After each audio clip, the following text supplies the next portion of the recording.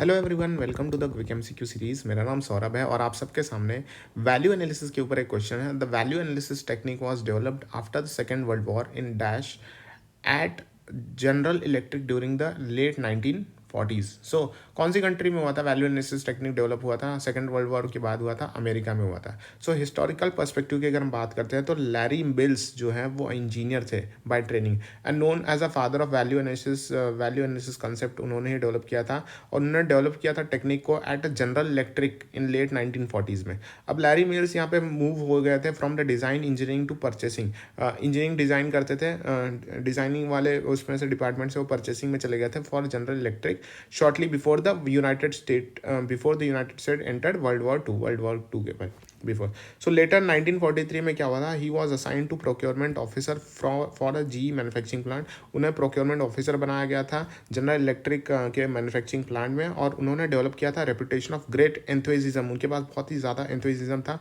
For conceiving cost effective operation and using unusual method for problem solving के लिए बहुत ज़्यादा अनयूजुअल मेथड यूज़ करते थे वो। एंड फिर due to the competition of raw material के कारण, प्रोडक्ट के कारण, बहुत सारे कॉम्पिटिशन के कारण, अदर रिसोर्सेज के time at the time of war, Mister Mills ने डेवलप किया एक procedure for what, procedure for procuring, designing and using component and product. So this procedure used a function as it basis. और Mister Mill ने found किया क्या he could have readily obtain what he needed if he used his new procedure rather than specifying standard design component.